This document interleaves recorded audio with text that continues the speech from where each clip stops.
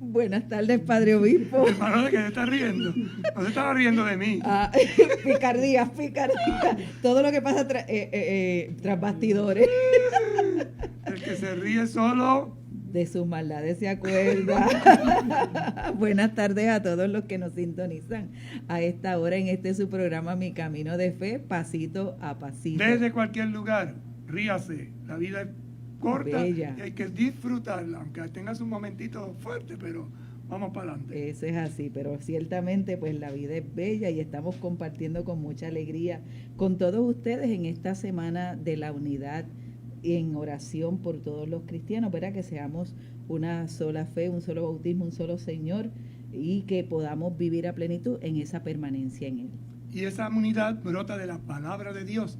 Y precisamente estamos comentando que el próximo domingo será el domingo de la palabra y vamos reflexionando sobre esta hermosa carta que el Santo Padre escribió. Aperuit ilis, le abrió el entendimiento. Uno se puede decir aperuit, abrió. Ilis, ¿y qué es eso de ilis? Ilis. Entendimiento. Yo lo hubiera leído igis. Igis. ¿Qué es eso de igis? Igis. Pero se refiere, ¿verdad?, a este texto de la Escritura de Maús, capítulo 24, verso 45, donde dice, Jesús les abrió el entendimiento para comprender las Escrituras. Vamos a orar al Espíritu Santo, que es el que ciertamente tiene la llave de la comprensión. Ven, Espíritu Santo. Purifica la iglesia. Renuévala, impúlsala. Transfórmala, únela. Para poder responder a la misión. Amén. Santa María de Guadalupe. Ayúdanos a ser discípulos misioneros. San José. Ayúdanos a ser discípulos misioneros. San Juan Diego. Ayúdanos a ser discípulos misioneros. Beato Carlos Manuel. Ayúdanos a ser discípulos misioneros. Ayer compartíamos, ¿verdad?, este numeral 4, muy importante y a la misma vez hermoso, donde nos hablaba pues del regreso del pueblo de Israel a su patria después del exilio en Babilonia. Y cómo la palabra de Dios se había convertido en brújula, en eje, en fundamento de las reuniones que iluminaban su situación concreta. Por eso nos dice que el pueblo estaba reunido en Jerusalén en la plaza de la Puerta del Agua, escuchando la ley. Vamos a ver, y repetimos algo que dijimos ayer, cuando dice la palabra ley, ¿a qué se refiere? A la Torá. Recuerden que los judíos llaman a la Biblia la Torá, la ley, porque es la que orienta. Esa Torá está compuesta de los 5 primeros libros de la Escritura, que son Génesis, Éxodo, Deuteronomio, Número y Levítico. Eso es la Torá. Después vienen los profetas. Por eso ellos dicen, en algunos versos, ustedes verán que dice la ley y los profetas. Son los 5 primeros y los profetas. Después vienen los libros históricos, etcétera. Pero ahora se está refiriendo a esta Torá. Y entonces vamos a escuchar ahora un texto hermosísimo que comentábamos allá al final, pero queremos leerlo hoy al inicio para que al volver a releer el contexto, desde el texto, no tengamos pretexto para entender el texto. Muy bien, vamos entonces a escuchar el capítulo 8 del libro de Nehemías. Entonces todo el pueblo se reunió como un solo hombre en la plaza que se abre ante la puerta del agua, y pidió a Esdras, el letrado, que trajera el libro de la ley de Moisés que Dios había dado a Israel. El sacerdote Esdras trajo el libro de la ley ante la asamblea, compuesta de hombres, mujeres y todos los que tenían uso de razón. Era a mediados de septiembre. En la plaza de la Puerta del Agua, desde el amanecer hasta el mediodía, estuvo leyendo el libro a los hombres, a las mujeres y a los que tenían uso de razón. Toda la gente seguía con atención la lectura de la ley. Esdras, el letrado, estaba de pie en el púlpito de madera que había hecho para esta ocasión. A su derecha se encontraban Matitías, Sema, Anayas, Urías, Hilcías y Masellas. A su izquierda, Fedayas, Misael, Malquías, Jasún, Hasbadaná, Zacarías, Mesulán. Esdras abrió el libro a la vista de todo el pueblo, ya que se encontraba en un puesto elevado, y cuando lo abrió, toda la gente se puso en pie. Esdras bendijo al Señor Dios grande, y todo el pueblo, levantando las manos, respondió: Amén, amén. Después se inclinaron y adoraron al Señor rostro en tierra. Los levitas Josué, Baní, Serebías, Yamín, Acub, Sabtai, Odillías, Masellas, Quelitas, Azarías, Yosabat, Yanán y Felayas explicaron la ley al pueblo, que se mantenían en sus puestos. Leían el libro de la ley de Dios, traduciéndolo y explicándolo para que se entendiese la lectura. El gobernador Nehemías, el sacerdote y letrado Esdras y los levitas que instruían al pueblo, viendo que la gente lloraba al escuchar la lectura de la ley, le dijeron: Hoy es un día consagrado al Señor, su Dios. No estén tristes ni lloren. Después añadió: Ya pueden retirarse, coman bien, beban vinos generosos y envíen porciones a los que no tienen nada, porque hoy es día consagrado a nuestro Dios. No ayunen, que al Señor le gusta que estén fuertes. Los levitas serenaban al pueblo diciendo: Tranquilícense, este día es santo, no estén tristes. El pueblo se fue, comió, bebió, envió porciones y organizó una gran fiesta, porque había comprendido lo que le habían explicado. Palabra de Dios. Te alabamos, Señor. Es importante tener este texto por lo que vamos comentando. Primero, ¿quién era Nehemías?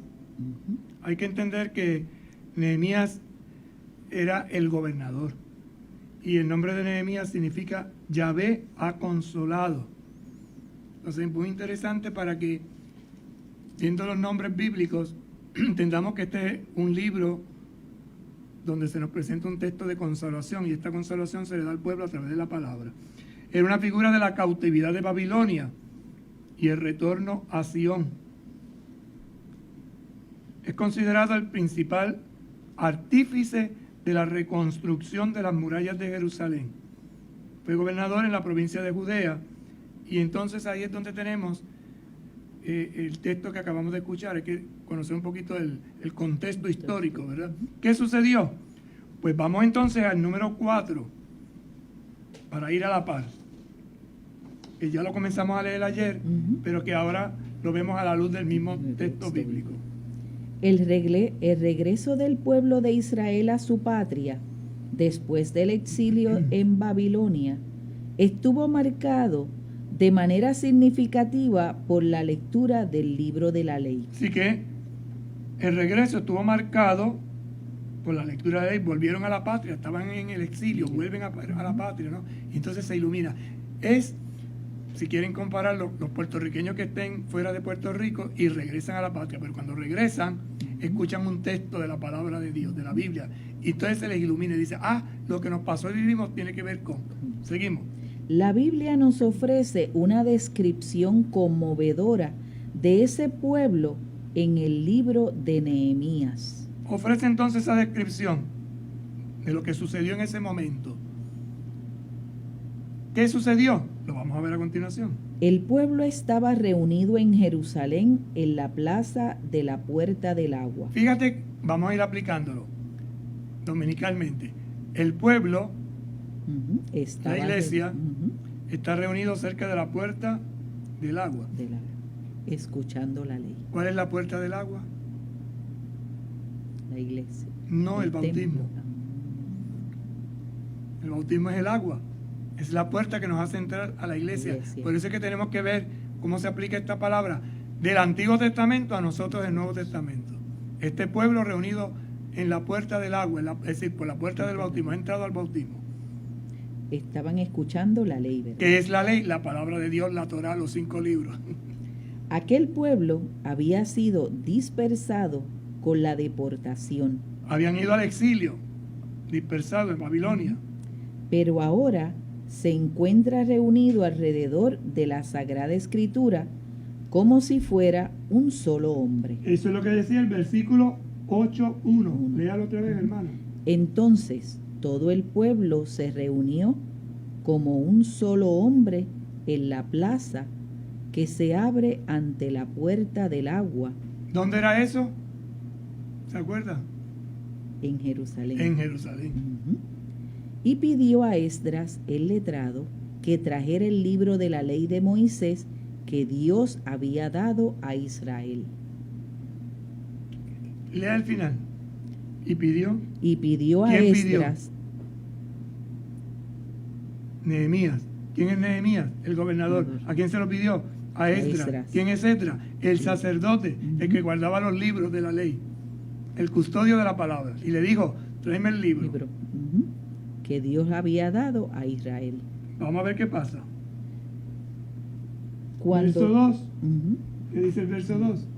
El sacerdote Esdras trajo el libro de la ley ante la asamblea, compuesta de hombres, mujeres y todos los que tenían uso de razón. Es decir, los que entendían, todo el pueblo, hombres, mujeres y niños y niñas. Allí estaban todos reunidos.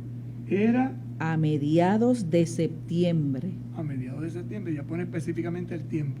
Seguimos entonces en el texto número 4 acá. Cuando se leía el libro sagrado, el pueblo escuchaba con atención. Verso 3, ¿qué dice? En la plaza de la Puerta del Agua, desde el amanecer hasta el mediodía, estuvo leyendo el libro a los hombres, a las mujeres y a los que tenían uso de razón. Siga. Toda la gente seguía con atención la lectura de la ley. Interesante. Ven cómo va actualizando. Continuamos con el texto de la carta. Sabiendo que podía... ¿Cuándo se leía? Cuando se leía el libro sagrado, el pueblo escuchaba con atención. Insisto en esto, ¿por qué? por lo que va a decir ahora. Sabiendo que podían encontrar en aquellas palabras el significado de los acontecimientos vividos. Sabiendo que podían encontrar en lo que se leía el qué, el significado. ¿De qué? De los acontecimientos. La reacción al anuncio de aquellas palabras fue la emoción y las lágrimas. El pueblo se emociona, llora. Los levitas leyeron el libro de la ley de Dios con claridad, explicando su sentido, de modo que entendieran la lectura. Entonces, el gobernador Nehemías, el sacerdote y escriba Esdras y los levitas que instruían al pueblo dijeron a toda la asamblea: este día está consagrado al... Pero se saltó una cosa ahí, hermana. ¿Cuál, padre? Porque el gobernador Nehemías, el sacerdote, instruía, pero teníamos que ver un poquito antes de leer eso. El texto. El texto, el verso 4. ¿Cómo no? Porque es que si no, no se entiende. Sí. Esdras, el letrado, estaba de pie en el púlpito de madera. En el ambón, en el estrado.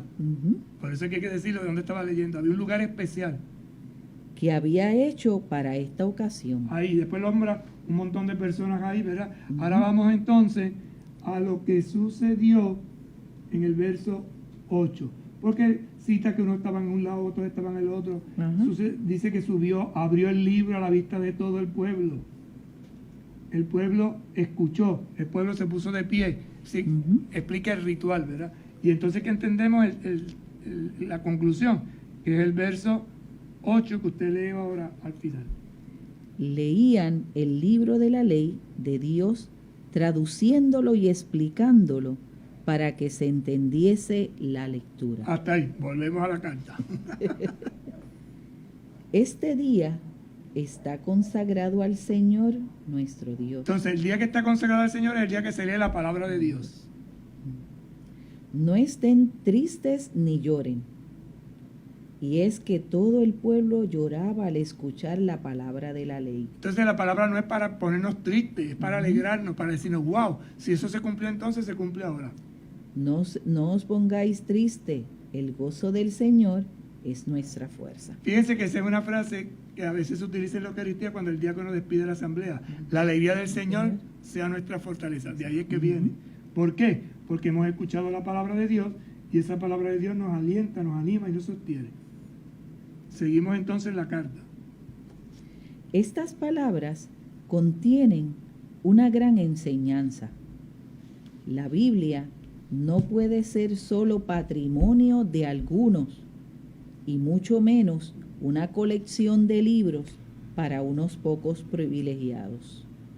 Pertenece en primer lugar al pueblo convocado para escucharla y reconocerse en esa palabra. Eso es un principio que se ha recuperado, porque a veces decían, no leas la Biblia, algunas personas mayores recordarán, no leas la Biblia que te vuelves loco. Muchacho, y tú estás leyendo, te vas a volver loco, porque la consideraban que era para los sacerdotes o para los especialistas, para los letrados. Aquí hay un principio que dice, no señores, pertenece en primer lugar ¿a quién?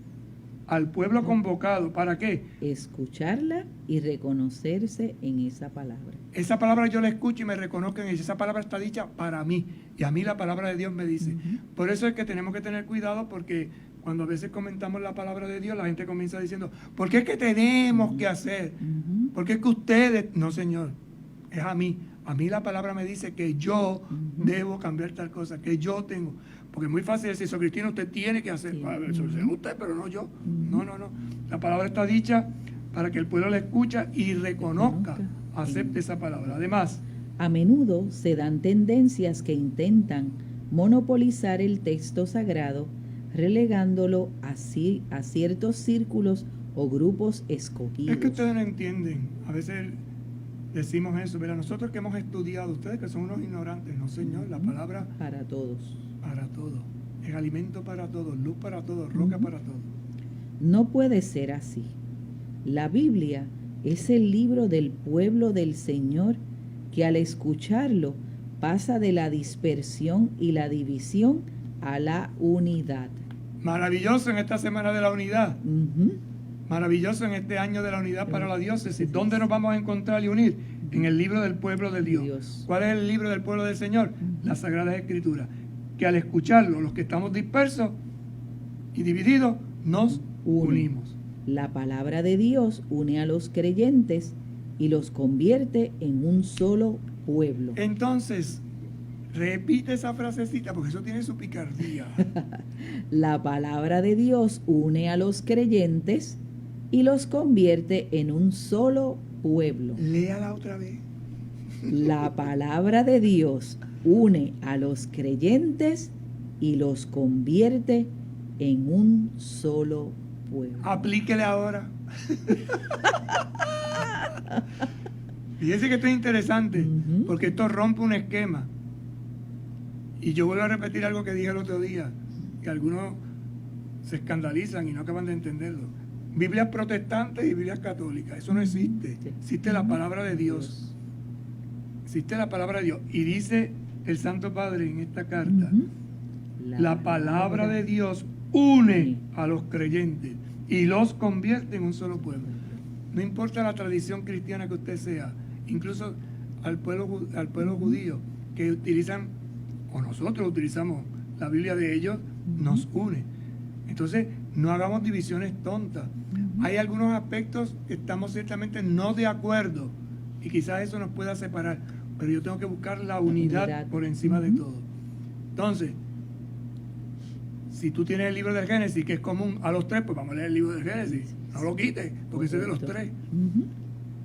Que no tiene tal libro porque no la tiene, pues no leas ese en su tradición, pero sí es la nuestra. Entonces, busquemos lo que nos une, decía el Papa Juan 23, y no lo que nos divide. Entonces, tenemos que tener mucho cuidado con algunas afirmaciones que hacemos y interpretaciones que tenemos. Quien lee la palabra de Dios y la lee con el Espíritu de Dios es llamado a la unidad. Quizás de momento no lo comprendo del todo, pero vamos dando pasitos. En esta unidad generada con la escucha. Escucha, ¿qué genera la unidad? ¿Dónde se genera la unidad? En la escucha. Si tú escuchas, generas unidad. Los pastores son los primeros que tienen la gran responsabilidad de explicar y permitir que todos entiendan la Sagrada Escritura. Por eso es que no cualquier persona puede a la hora de explicar. Y ahí es donde vienen las tradiciones. La tradición católica explica la Escritura de una forma, entonces tenemos que ver, según la tradición católica, esto es lo que hay. Según la tradición no católica, puede haber. Entonces yo tengo que escuchar qué es lo que quiere decir. Porque a lo mejor una palabrita que yo interpreto de una forma y tú interpretas de otra nos separa, pero busquemos lo que nos une. Busquemos, por eso yo insisto mucho que cuando vamos a dialogar hagamos un diccionario. ¿Qué tú entiendes por esto? O sea, ¿qué tú entiendes por Biblia? La palabra de Dios, ok, pero los 72 libros o los que te faltan. O incluso, que algunos no lo saben, pero miren, la Iglesia Católica reconoce cuántos libros, hermano, usted que sabe mucho. 72. Y algunas comunidades cristianas no católicas le faltan 7 u 8 libros, dependiendo. Y los ortodoxos tienen más libros, pero hay unos que son comunes a todos. Entonces tenemos que tener cuidado, porque a veces hacemos guerra santa por no tener visión amplia. Puesto que es el libro del pueblo, los que tienen la vocación de ser ministros de la palabra deben sentir con fuerza la necesidad de hacerla accesible a su comunidad. Y usted ahorita, padre, decía que ser ministro, en este caso, ser servidor. Servidor de la palabra. Entonces, ¿quién es el servidor de la palabra? Aquel que está cualificado, que está preparado para explicar. Por eso es que hay temas que se iluminan desde la palabra de Dios y entonces la gente dice, no, porque la Biblia dice, pero la interpretación en el contexto católico es muy diferente a la reflexión que hacen algunos que son fundamentalistas. Lo dice aquí, aquí está escrito. No, eso hay que entenderlo en un contexto. Y eso es lo que tenemos que tener cuidado. Porque a veces hacemos guerra santa por expresiones que no se comprenden, no se entienden, no se asimilan. Y entonces yo lo digo como a mí me venga en gana, podemos decir. No, hay que tener cuidado. Y por eso es que entonces el Santo Padre en este número 5 nos dice, puesto que es un libro del pueblo, los que tienen la vocación de ser ministros de la palabra deben sentir con fuerza la necesidad de hacerla accesible a su comunidad. Es correcto, y ahí que viene la explicación. Y eso se da ¿cómo? Pues a través de una homilía, a través de unos talleres, a través de unos cursos, donde poco a poco se va introduciendo a las personas en la Sagrada Escritura. Porque hay cosas que no se entienden a simple vista. Correcto. Padre, algo que me llamaba la atención cuando leíamos el texto, ¿verdad?, del libro de Nehemías en este capítulo 8, y precisamente en el versículo 2 decía, el sacerdote Esdras trajo el libro de la ley ante la asamblea, compuesta de hombres, mujeres y todos los que tenían uso de razón. Era a mediados de septiembre. Que si usted mira otras traducciones, va a poner ahí el mes, utiliza la palabra hebrea, que no me recuerdo ahora cuál es, pero que traducido al contexto nuestro es el mes de septiembre. ¿A dónde digo? A mediados. A mediados. ¿Cuántos días trae septiembre? 30, Padre. ¿Cuál es la mitad de septiembre? 15. El 15 es el Yom Kippur en el pueblo de Israel, el día del perdón, el día de la reconciliación. Nosotros el día anterior celebramos el día 14, la fiesta de la exaltación de la Santa Cruz, que es la fiesta del perdón otra vez. Entonces la palabra nos convoca a la conversión, a entrar en comunión. Por eso en la tradición de la iglesia cristiana, católica y no católica, se ha elegido el mes de septiembre como el mes de la Biblia. Por eso ustedes ven que se insiste mucho, septiembre, mes de la Biblia. Viene de ahí, de la Sagrada Escritura. No, y muy interesante, entonces rapidito que lo leí, como que me vino ese flash de aquí en Puerto Rico celebramos, entonces es un mes sumamente especial y cómo la palabra de Dios nos va iluminando. Y tiene la raíz de que hubo un equipo de cristianos, católicos y no católicos, que reuniéndose juntos, dijeron, lo que nos une es la palabra. ¿Qué celebración podemos hacer anual que una la palabra? El Papa ahora traslada un día a el inicio, que es el próximo domingo. Y dentro del contexto de esta semana de oración por la unidad de los cristianos. Que si vamos llevando después progresivamente el camino de la iglesia, en Puerto Rico pastoralmente septiembre será el mes de la palabra, como noviembre es el mes de la familia, octubre el mes misionero o el mes de Rosario. O sea, se le van dando toda una escuela, todo un camino. Es correcto. A veces uno dice, ¿y por qué lo llamas así? Porque esto tiene su razón de ser, pero hay que mirarlo en el conjunto. Pausamos y en breve regresamos. Con un paso de fe a Cristo verás, con un paso de fe a Cristo verás, con un paso de fe a Cristo verás, con un paso de fe a Cristo verás. ¡Los cuatro!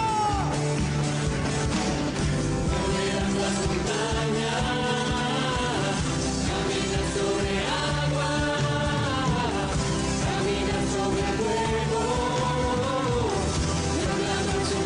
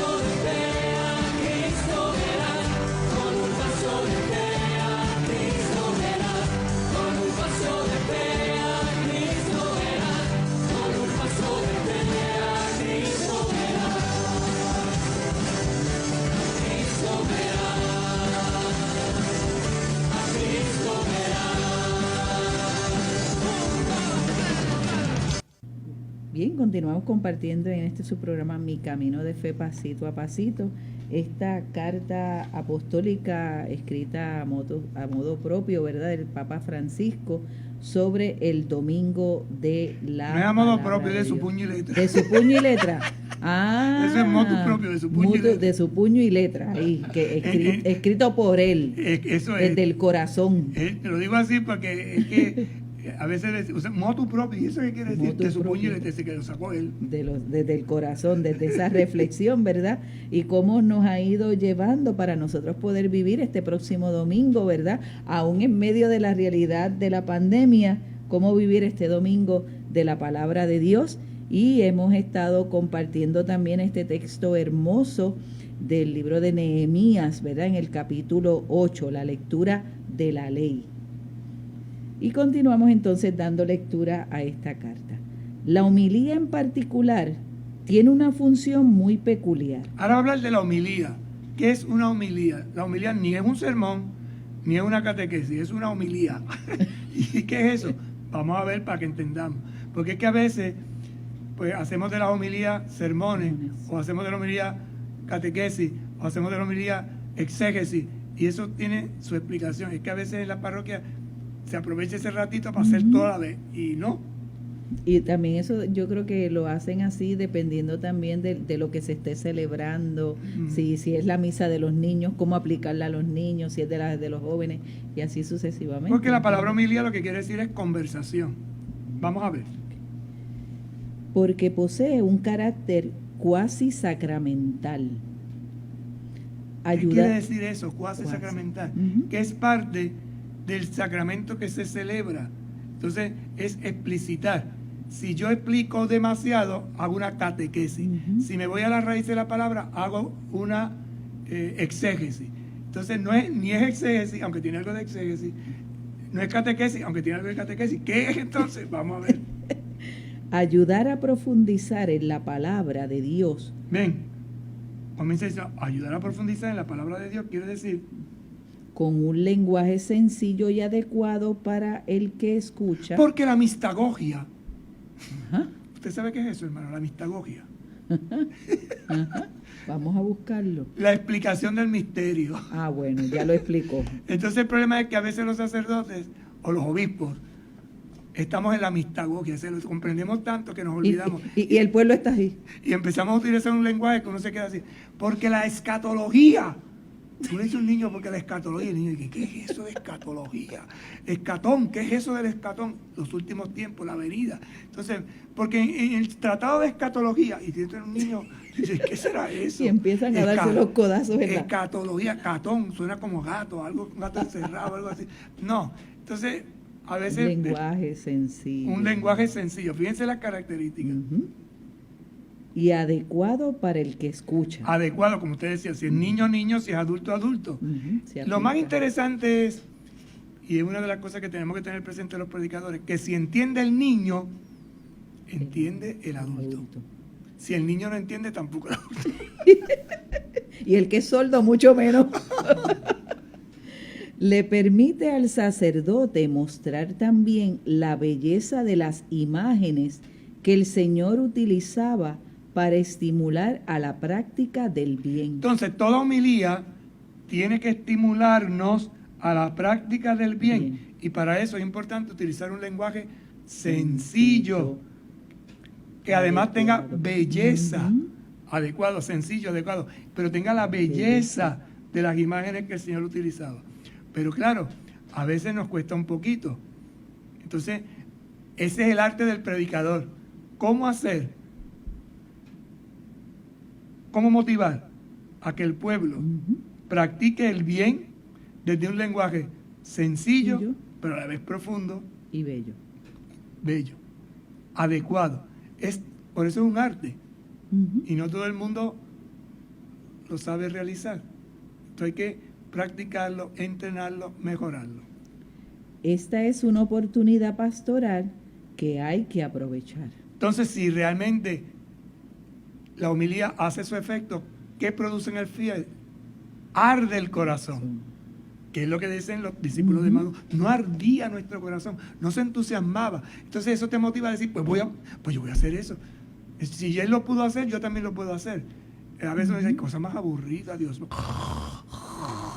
Y uno se pregunta, ¿qué suscitó Esdras al proclamar, al leer esta palabra, que aquella gente se conmovía? Y claro, se fueron por la parte sentimental, y que era la parte sentimental, lloraban. Porque estaban haciendo memoria de lo que habían vivido. Pero lo hacían de una manera negativa, pero si no es para que se pongan tristes, es para que se alegren, para que saquen fuerza, no lloren, coman, beban, hoy es día de fiesta. Celebren. Entonces, esto es importante entenderlo, porque es que si no... Nos quedamos en el sentimentalismo. Es correcto, es correcto. Es como a veces, perdonen, lo traigo así quizás tomado por los pelos, va uno a un retiro y entonces si no lloras en el retiro no se sirve. Pero tiene que ver hombre, puede que algún momento uno sienta, pero el objetivo de un retiro no es hacerme llorar. El objetivo de un retiro es motivarme desde la palabra a lo que dice aquí. Sentir la fuerza del bien, la práctica del bien, que yo te haya motivado, estimulado a seguir hacia adelante. De hecho, para muchos de nuestros fieles, esta es la única oportunidad que tienen para captar la belleza de la palabra de Dios y verla relacionada con su vida cotidiana. Preciosa expresión. Léala otra vez, hermana. Para muchos de nuestros fieles, esta es la única oportunidad que tienen para captar la belleza de la palabra de Dios. Captar la belleza de la palabra de Dios, la única oportunidad que tienen. Y además... y verla relacionada con su vida cotidiana. ¿Cómo esta palabra de Dios tiene que ver con mi vida? ¿Cómo tiene que ver? Esto que dice hoy el Evangelio, esto que hemos escuchado en la palabra de Dios hoy, ¿qué tiene que ver con mi vida? Esto me llena, wow, yo escucho la palabra de Dios y como que, yo me siento tan motivado, tan entusiasmado. Pero, qué cosa más aburrida. Si ese Señor, digo todo lo contrario a lo que decía la palabra, porque la palabra no va por ahí. Claro. Incluso hay que entender que lo más importante no es lo que diga el predicador, lo más importante es lo que dice la palabra de Dios, porque el predicador dará su punto de vista. Por eso, Padre, la clave de esa primera lectura, cuando hacemos lectura orante, valga la redundancia, ¿qué dice el texto? ¿Qué dice? Pero la segunda es más importante. ¿Qué me dice? Porque el texto dice una cosa, pero ¿qué me dice a mí? Y desde lo que dice el texto, me dice el texto, yo oro. Para entonces, ¿qué? Poder actuar. Y ahí están los pasos. ¿Qué dice el texto? ¿Qué me dice el texto? ¿Cómo oro con el texto? Y cómo pongo en práctica el texto. Por lo que tanto, es necesario dedicar el tiempo apropiado para la preparación de la homilía. Eso no se puede improvisar. Hay que dedicar un tiempo apropiado. Por eso el predicador terminó el domingo la misa, ya tiene que estar pensando el próximo domingo. Y por eso uno comienza a preparar la homilía desde el lunes. Correcto. Y los acontecimientos te van guiando. Y tú vas, el predicador tiene que ver la exégesis, tiene que ver el contexto, tiene que ver el texto, tiene que ver los acontecimientos, para entonces hacer una síntesis y llevarle al pueblo una palabra que, como dice aquí, me lleve ¿a qué? A practicar el bien, la alegría de vivir en la fe. No se puede improvisar el comentario de las lecturas sagradas. Eso no se improvisa. Puede que algún día, ¿verdad? Pero eso no se puede, es una falta de respeto a la palabra de Dios. Es como el que va a leer, llega un segundo antes a leer el libro. No, eso usted tiene que leerlo antes. El Papa Francisco, el Evangelii Gaudium, tiene un numeral dedicado a esto, a la homilía, y lo resalta mucho. Y fíjate que es un tratado, porque el Papa nos da ahí unas pistas que si lo leyéramos los predicadores con más frecuencia, mejoraríamos. Yo el primero, porque uno no es perfecto en esto. A los predicadores se nos pide más bien el esfuerzo. Escuchen ahora, predicadores, yo el primero. De no alargarnos desmedidamente con homilías pedantes o temas extraños. Pedante.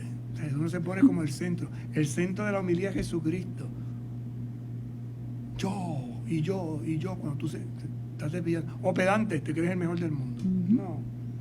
No, y a veces hay momentos que no habla de nosotros, sino ustedes. Despectivamente. Sí. Porque ustedes tienen que hacer, porque ustedes tienen que... Entonces cogen la palabra como, o cogemos, porque yo soy predicador, como un látigo para atacar. No, la palabra de Dios no es para eso, la homilía no es para eso. Cuando uno se detiene a meditar y rezar sobre el texto sagrado, entonces se puede hablar con el corazón para alcanzar los corazones de las personas que escuchan. Fíjense qué frase. Léala otra vez porque esto es enriquecedor. Cuando uno se detiene a meditar y rezar sobre el texto sagrado, entonces se puede hablar con el corazón para alcanzar los corazones de las personas que escuchan, expresando lo esencial con vistas a que se comprenda y dé fruto. Mira lo que dice, ¿no? Medita, reza el texto sagrado, entonces se puede hablar con el corazón para alcanzar los corazones de las personas que escuchan, expresando lo esencial. Si no te vas a ir por las ramas, no vas a hablar, con perdón, baba. Vas al núcleo. Con vista a que se comprenda y dé fruto. Si tú comprendes la palabra, la pones en práctica, dará fruto. Dará fruto. Que nunca nos cansemos de dedicar tiempo y oración a la Sagrada Escritura, para que sea acogida, no como palabra humana, sino cual es en verdad como palabra de Dios. No es un consejito así de cualquier baba, ¿no? Es palabra de Dios que ilumina, que sostiene, que guía. Ahora fíjate, esto aplicado, o esto dicho a los predicadores, ahora cómo lo aplica a los catequistas. Es bueno que también los catequistas, por el ministerio que realizan de ayudar a crecer en la fe. Fíjate qué interesante, ¿cómo define el catequista? Por el ministerio que realizan. ¿Para qué? De ayudar a crecer en la fe. Entonces un catequista es una persona que ayuda a otros ¿a qué? A crecer en la fe. Ahí tienen ustedes la definición de un catequista, que a veces la gente dice, ¿y qué es un catequista? Uh-huh. Un cristiano, una cristiana, una persona que ayuda a crecer en la fe. Y por eso los catequistas, dice a continuación, sientan que la urgencia de renovarse a través de la familiaridad y el estudio de la Sagrada Escritura para favorecer un verdadero diálogo entre quienes los escuchan y la palabra de Dios. Aquí tiene la definición del catequista. Es bueno que la copie y la comuniquemos a los catequistas de nuestra diócesis. ¿Qué queremos? ¿Qué decimos que es un catequista? Una persona, hombre o mujer, que ayuda a crecer en la fe. Y este catequista tiene que tener la urgencia, tiene que sentir la urgencia de ¿qué? De renovarse, cosa que algunos se creen que no. Si usted no se renueva, no cambia el look, no le va a servir de nada. ¿Y renovarme en qué? En que yo cada vez más tenga familiaridad. ¿Y qué quiere decir con familiaridad?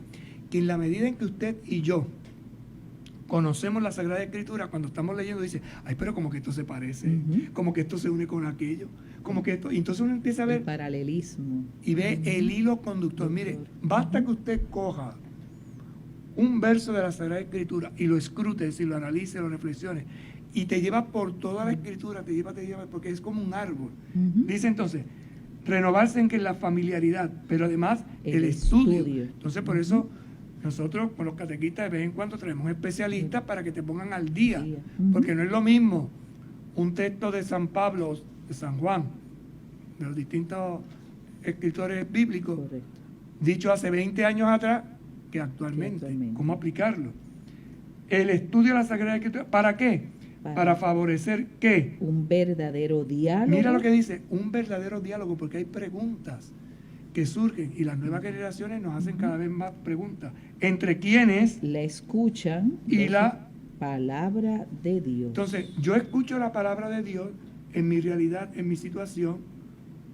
Escucho esa palabra que me es transmitida por un catequista que me está ayudando a crecer, pero esa misma palabra de Dios desarrolla en mí un volcán de inquietudes y surgen preguntas. Y si esa palabra de Dios es de la fuego, brota. Arde, ¿verdad? Y era como compartíamos ahorita, Padre, que esa palabra de Dios, ¿verdad? En el contexto de los catequistas y la catequesis, la palabra debe ser el centro. Y a veces lo decimos, pero no lo hemos internalizado. Lo conocemos intelectualmente, pero no lo hemos hecho sabiduría. Por eso hay una distinción entre conocimiento y sabiduría como don de Dios. Entendimiento, ¿cómo entiendo yo? Inteligencia, intellectus, lo que está entre medio. El intelecto es, tengo 3 dedos, el dedo del medio. O sea, lo que está arriba y lo que está abajo, pero en el medio hay algo. Yo me meto ahí, el meollo, el tuétano, la profundidad. Entonces, eso me va llevando poco a poco a entender cada vez más esa palabra de Dios, que es vida, que es experiencia. Por eso le hace otra vez la definición de... Es bueno que también los catequistas, por el ministerio que realizan de ayudar a crecer en la fe, sientan la urgencia de renovarse a través de la familiaridad y el estudio de la Sagrada Escritura, para favorecer un verdadero diálogo entre quienes los escuchan y la palabra de Dios. Les invito, hermana, a que busque usted en la carta a los Hebreos, capítulo 4, y vamos a leer los versos del 12 al 13. Repito, para los que tengan la Biblia a su mano, cerquita, Hebreos, capítulo 4, versos del 12 al 13, un texto hermosísimo que nos ayuda a entender un poquito mejor esto que estamos diciendo. Capítulo 4, Hebreos, versos del 12 al 13. Porque la palabra de Dios es viva y eficaz, y más cortante que espada de 2 filos. Penetra hasta la separación de alma y espíritu, articulaciones y médula, y discierne sentimientos y pensamientos del corazón. No hay criatura oculta a su vista, todo está desnudo y expuesto a sus ojos. A ella rendiremos cuentas. Vamos a leerlo otra vez y explicarlo poquito a poco. Porque la palabra de Dios... Entonces está hablando de la palabra de Dios. ¿Cómo es la palabra de Dios? Viva. ¿Qué quiere decir viva? Que se siente, que penetra, que entra. No, una cosa viva. ¿Qué es una cosa viva? Una cosa viva que se mueve. Que se mueve. Que se mueve. Cuando digo vivo, me muevo. Digo muerto, está quieto. Entonces es viva, está en movimiento. Y además es... eficaz. ¿Qué quiere decir eficaz? Eficaz, que penetra, que entra. Usted le da con la penetración. que es una cosa eficaz. Clave, que se vive, que se cumple. Se cumple. Eficaz quiere decir que ahora... Y Dios dijo... esto. Y se cumplió. Haya luz y hubo luz. Entonces es movimiento y se cumple. Además dice que es... más cortante que espada de 2 filos. ¿Por qué dice eso? Porque una espada de 2 filos corta cuando entra y corta cuando sale. Entonces corta al entrar y corta al salir. Dice además... penetra hasta... penetra. ¿Qué es penetrar?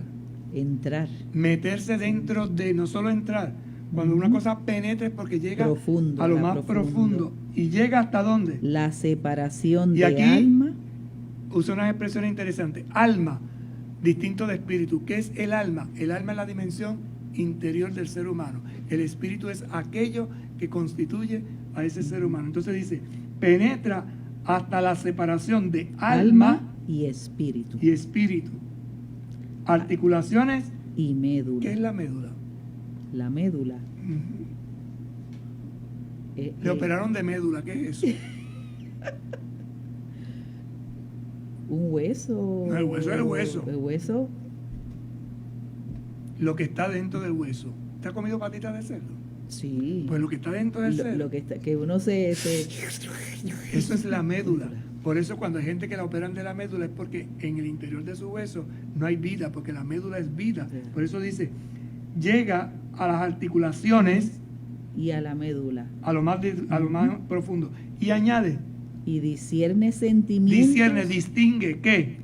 Y pensamientos. Sentimientos y pensamientos. Una cosa es lo que yo siento y otra cosa es lo que yo pienso del corazón. Por eso lo que mancha no es lo que entra, sino que le sale del corazón. Y culmina diciéndonos, no hay criatura oculta a su vista. a la vista de la palabra todo se ve. Todo está desnudo Desprovisto, y expuesto a sus ojos. Y por eso A ellas rendiremos cuentas. es un texto hermosísimo que lo utilizamos ahora como para cerrar este punto de reflexión en este día, porque el tiempo se nos ha acabado. Así que, colorín colorado, hasta aquí hemos llegado. El cuento no se ha acabado, hasta aquí hemos llegado. Oramos y pedimos al Señor, ¿verdad?, que nos ayude desde la unidad a entender esta palabra, pero sobre todo a ponerla en práctica. Señor Dios nuestro, que amas a los hombres, te rogamos derrames sobre nosotros la gracia abundante de tu Espíritu, para que caminando en santidad, según la vocación a que nos llamas, demos a los hombres testimonio de la verdad y busquemos la unidad de todos los creyentes en el vínculo de la paz verdadera. Por Jesucristo nuestro Señor. Amén. El Señor esté con ustedes. Y con tu espíritu. Que les bendiga y les acompañe el buen Dios Todopoderoso, Padre, Hijo y Espíritu Santo. Amén. Hasta mañana, si Dios quiere. Buenas tardes. Con un paso de fe a Cristo verás, con un paso de fe a Cristo verás, con un paso de fe.